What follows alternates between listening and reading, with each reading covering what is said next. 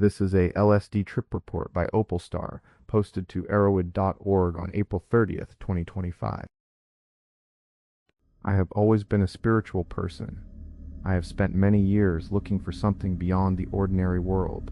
I have had moments that felt like contact with something larger than myself, both when I was sober and when I used mind-altering substances. By the time of this night, my path had taken me to a point where I believed I should stop using any external chemicals and move forward on my own. I felt a strong pull toward a clean, unmediated ascent. At the same time, I felt a stubborn resistance, a part of me that did not want to let go of the tools that had carried me this far. The night I describe here became a turning point, a moment that forced a decision that I had been avoiding. The setting was my house in Oregon. It is a modest two-story home with a small garden that looks out onto a forest of fir trees. The living room is the size of a small theater, with a low ceiling, a plush carpet, and a large window that lets in the faint glow of the street lamps. I had invited 2 close friends over for what we called a relaxed evening. We had no plans for loud music or heavy drinking. The intention was simply to sit together, talk, and enjoy a gentle shift in perception. We wanted to be present with each other, not to chase any particular visual or mystical experience. We had discussed the idea of taking a single dose each, enough to open a window but not to overwhelm the senses. The substance we used was liquid LSD. It came in a small amber vial that my friend had kept for many months. The liquid was clear, almost like water, and it had a faint citrus smell. We each measured out 1 hit, a single drop from the vial onto the tip of our tongues.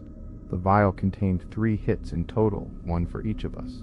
We placed the drops on our tongues at the same time, then set the vial on the coffee table and waited. The moment the liquid touched my tongue, I felt a cold shiver travel down my throat. It was as if a tiny spark had ignited inside me. My friend smiled, but I could sense a change in the air. A dark feeling began to settle over the room. It was not just a vague unease. It was a heavy, oppressive sense of dread that seemed to press against my chest. I felt as though a shadow had slipped in behind the curtains of my mind. The feeling was immediate, almost as if the drug had opened a door to something that was already waiting. As the minutes passed, the dread grew. My heart began to beat a little faster, but not in a way that felt excited. It felt like a warning. I could hear the faint hum of the refrigerator in the kitchen, the ticking of the wall clock, and each sound seemed amplified, as if the walls themselves were resonating with the tension. The light from the street lamps outside the window took on a thin, gray quality, as though a veil was being pulled across it. I tried to speak, but my voice came out thin and strained. I told my friends that I needed a moment alone. I stood up, the carpet soft beneath my feet, and walked toward the hallway that leads to the bedroom. The hallway was narrow, the walls lined with family photographs. The pictures seemed to stare back at me with eyes that were suddenly too bright. I could feel the weight of the darkness following me, like a cold wind that could not be seen. The come-up began in earnest as I reached the hallway. The world around me started to shift. The carpet fibers seemed to ripple like water. The paint on the walls peeled away in slow motion, revealing a raw, pulsing surface underneath. The floor beneath my feet felt as if it were made of soft foam, then suddenly solid rock. My sense of balance wavered. I could not tell if my body was still attached to the ground or if I was floating a few inches above it. My mind tried to label what was happening. I thought of the dread as a shadow and the feeling of being pulled as gravity, but the words did not fit. The darkness felt like a physical presence, a thick, heavy substance that pressed on my ribs. I could feel it as a pressure that threatened to crush my lungs. My breath became shallow, as though the air itself was being sucked away. My hands trembled, and I could feel the sweat on my palms despite the coolness of the room. I turned back toward the living room, hoping to see my friends, but the doorway seemed to stretch out like a tunnel. The walls on either side were covered in moving patterns that resembled dark fish swimming in a black sea. The fish had no eyes, only gaps that seemed to stare into my soul. The tunnel narrowed, and I felt as though I were being pulled forward by an invisible rope. My feet left the floor and I hovered for a moment, then the rope tightened, and I was dragged back toward the living room. When I arrived, the room was no longer the familiar space I had left. The furniture had become amorphous shapes. The couch turned into a massive, undulating wave of dark fabric. The coffee table melted into a pool of ink that reflected nothing but the darkness itself. The shadows on the walls began to move independently, leaping from one corner to another like hungry fish. They seemed to be searching for something, or perhaps for me. My friends were still there, but they looked different.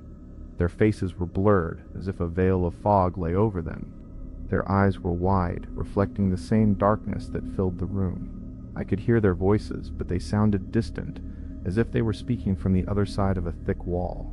I tried to call out to them, but my words came out as a low, guttural sound that seemed to merge with the humming of the room. In that moment I reached for my phone, the small rectangle that always sits on the coffee table. My fingers found it, and I pressed the power button. The screen lit up with a bright white that cut through the darkness for an instant, then faded back into the gloom. I dialed a number I knew well, a friend who had helped me through many difficult trips. The line connected, and I could hear his voice at first, calm and steady. He asked me how I was, trying to anchor me to something familiar. I tried to describe what I was feeling. I said that I was scared, that I felt a weight on my chest, that the room was changing. He responded with gentle reassurances, telling me to breathe, to focus on the surface of the table, to remind myself that it was only a chemical effect.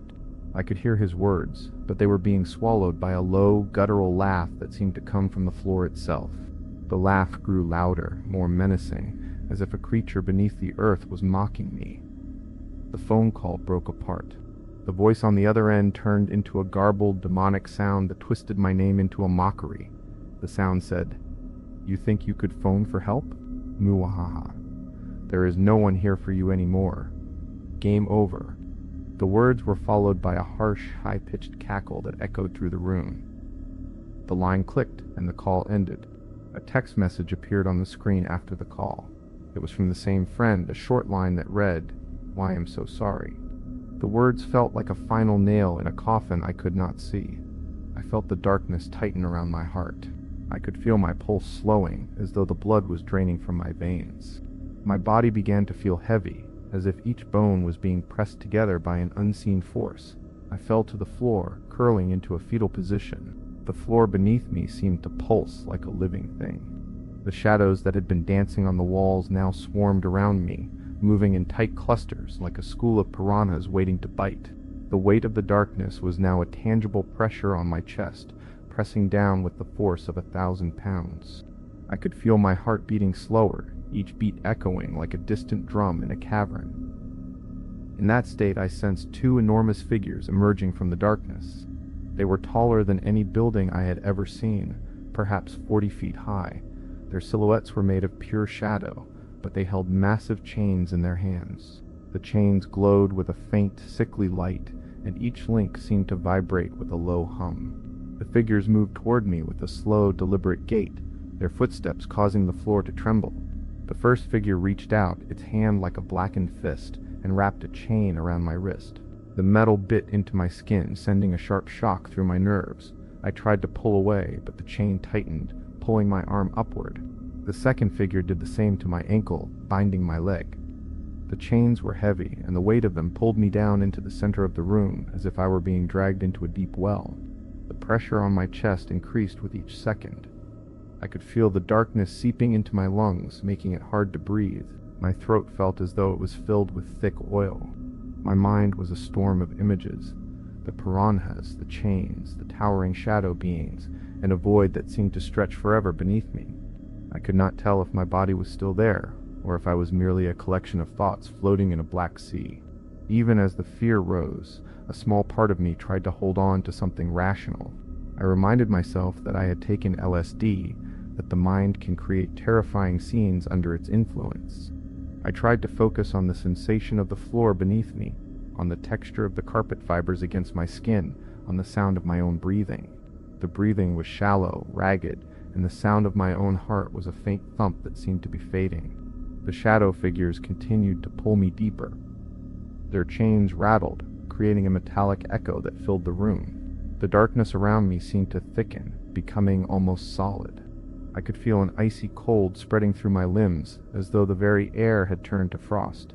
My fingers went numb, and my toes lost feeling. I could not move my hands.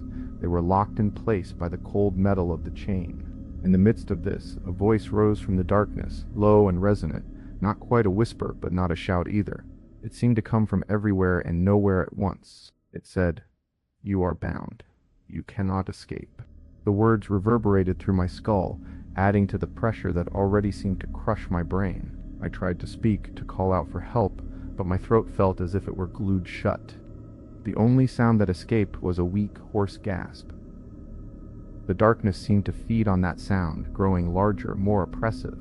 I could feel the weight of it pressing on my ribs, making each breath a struggle. My heart beat slower still, each thump sounding like a distant drum in a vast hall. At that point, the darkness seemed to reach a climax. The two shadow beings lifted me higher, as if they were pulling me up a rope that led into a black void. The chains glowed brighter for a moment, then dimmed, and the sound of the metal clinking faded into a low hum. I felt as though I were being pulled through a tunnel of pure black, the walls of the tunnel made of a material that seemed to absorb all light. The tunnel stretched on endlessly, and I could not see any end. In the midst of this descent, I felt a sudden, sharp pain in my chest, as if something heavy had landed on my sternum. The pain was not a simple ache. It was a crushing, all-encompassing pressure that seemed to threaten to break my ribs. My breath came in short, shallow bursts, each one feeling like I was inhaling through a straw that was being squeezed. I tried to focus on the pain, to locate the exact point where the pressure met my ribs, but the sensation was not a point at all. It was a wave that rolled across my chest, a wave that seemed to expand and contract with each shallow breath I forced through the clenched throat. My eyes were fixed on the darkness that surrounded me, the black tunnel that stretched beyond any sense of distance. The walls of the tunnel were not smooth. They were covered with a texture that felt like the inside of a living organism, a soft, pulsating membrane that seemed to breathe in time with my own labored inhalations. As the pressure intensified, a new sound entered the void. It was a low, resonant hum that vibrated through the very air around me, as if the tunnel itself were a giant instrument humming a single note. The hum grew louder, and with it came a flicker of light at the far end of the tunnel. The light was not bright. It was a soft, amber glow that seemed to pulse in rhythm with the hum. I felt a pull toward that glow, a magnetic attraction that fought against the crushing weight on my chest.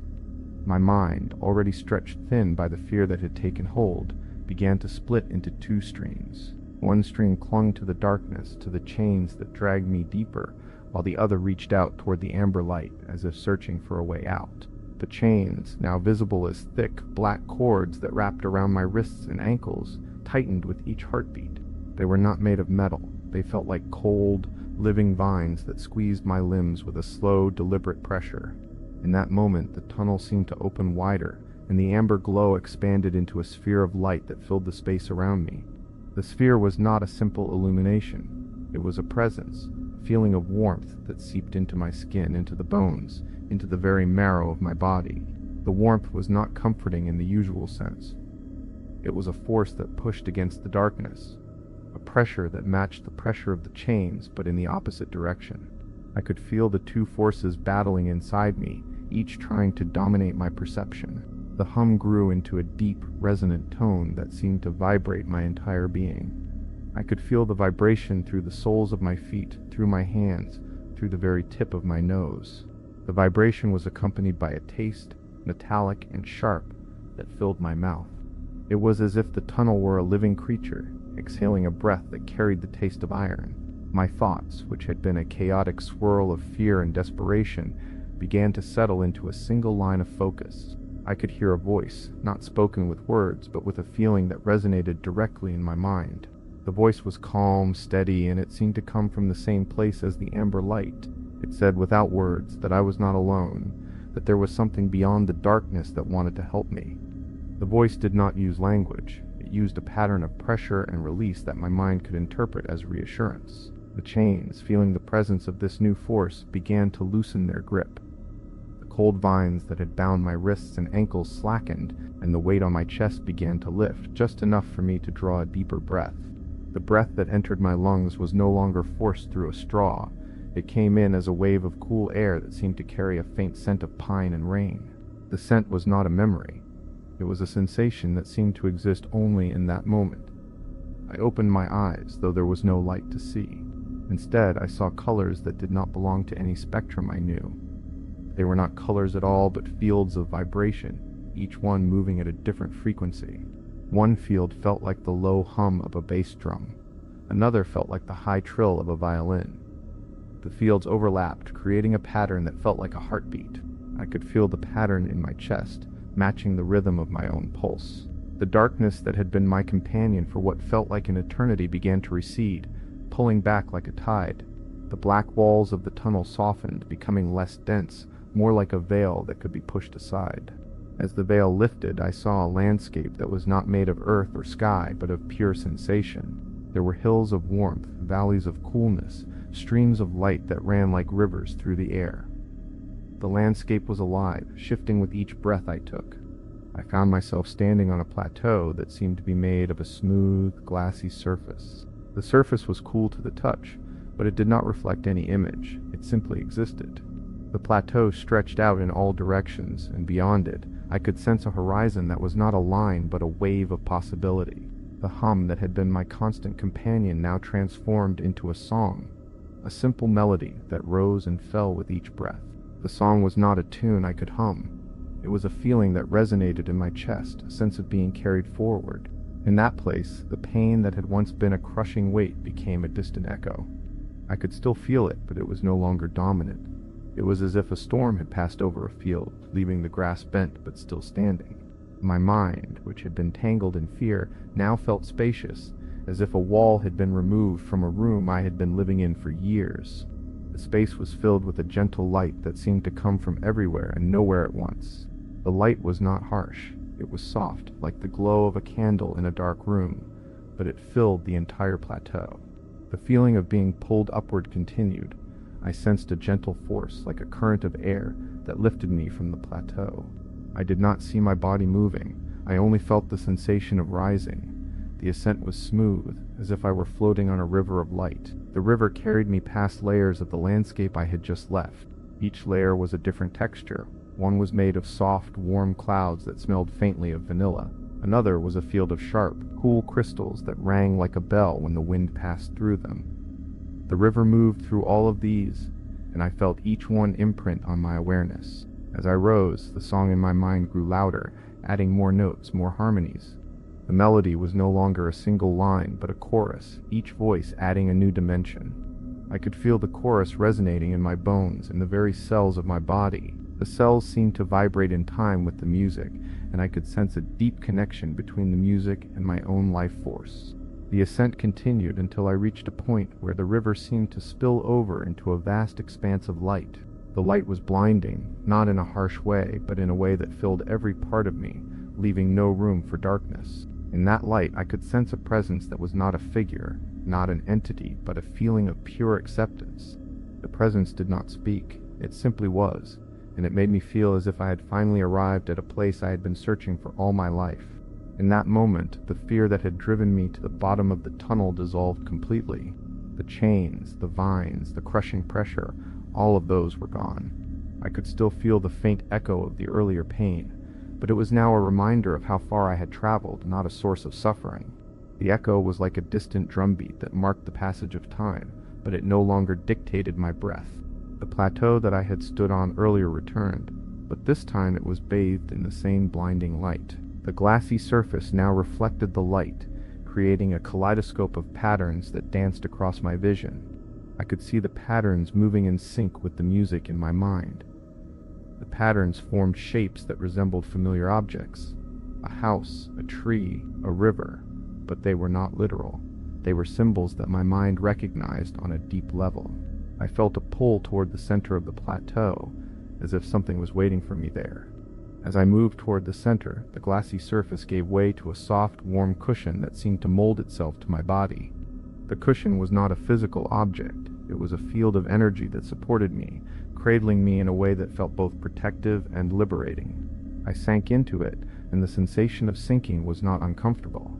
It was like being embraced by a mother who had been waiting for me all along. While I rested on the cushion, the song in my mind shifted again. It became a steady rhythm, like a heartbeat, that seemed to align with the pulse I felt in my chest. The rhythm was simple, but it carried an undercurrent of something larger, something that made me feel as if I were part of a larger pattern. I realized that the rhythm was not just in my head. It was in the world around me, in the light, in the landscape, in the very air I breathed. I began to notice that the light around me was not static. It moved in waves, expanding and contracting like the breath of a living organism. Each wave brought with it a subtle change in temperature, a slight shift in pressure, a new note in the song. The waves seemed to be communicating, each one adding a layer of meaning to the experience. I could feel the meaning not as words, but as a deep sense of understanding that settled into my core. The feeling of being uplifted continued, but now it was less about moving upward and more about expanding outward. I sensed that my consciousness was no longer confined to a single point. It was spreading, reaching out to the edges of the light, touching the farthest points of the landscape. It was as if I were a stone dropped into a still pond, and the ripples were my thoughts, my feelings, my memories, all expanding outward. In this state of expansion, memories from my life began to surface. I saw scenes from my childhood, moments of joy, moments of loss, all playing out in the light as if they were small movies projected onto the walls of the tunnel. The scenes were not vivid in the sense of visual detail. They were felt. I felt the warmth of my mother's hand, the sting of a broken bone, the excitement of a first love. Each memory was accompanied by a corresponding tone in the song, a high note for joy, a low note for sorrow. The tones blended together, creating a symphony of my life. I realized that the darkness I had feared was not an external force, but a part of myself, a part that had been suppressed, hidden, and now was being acknowledged. The chains that had bound me were the expectations I had placed on myself, the fear of failure, the dread of letting go of the substances that had been my companions for so long. The crushing pressure on my chest was the weight of those expectations, the fear of confronting the unknown. As I sat on the cushion, the light began to soften, becoming more like a gentle sunrise. The harsh brilliance gave way to a golden hue that bathed everything in a warm glow. The song slowed, the rhythm becoming slower, more deliberate. It was as if the universe was taking a deep breath before moving on to the next phase. The next phase arrived as a gentle pull toward the ground. The cushion dissolved, and I felt my body returning to the physical world. The sensation was not abrupt. It was a gradual descent, like a feather falling through still air. I could feel the weight of my own body reasserting itself, the pressure of the mattress beneath me, the texture of the sheets against my skin. The sound of the hum in the song faded, leaving only a faint echo that lingered in my ears. My eyes opened to the ceiling of my bedroom. The room was dim, lit only by the faint glow of streetlights filtering through the curtains. The air was cool, and the smell of pine from earlier was gone, replaced by the familiar scent of my own sweat and the faint aroma of the incense I had burned before the trip. My heart was still beating, but it was steady now, each pulse feeling like a drum in a marching band, strong and reliable. I lay there for a long time, unable to move, feeling the after effects of the journey. My muscles were sore, as if I had run a marathon, but there was no fatigue in my mind. My thoughts were clear, each one crisp, like a cold glass of water. The fear that had once threatened to consume me was now a distant memory, a lesson that had been taught in the most brutal way. The first thing I noticed was the sound of my own breathing. It was slow, deep, and rhythmic. I could feel the rise and fall of my chest, the way my lungs expanded and contracted. The breath was no longer a struggle, it was a gift. I realized that I had been holding my breath for far longer than I could have imagined, both literally and metaphorically. I reached for my phone, still lying on the nightstand, and turned it on. The screen lit up with a few missed calls and messages from my friends.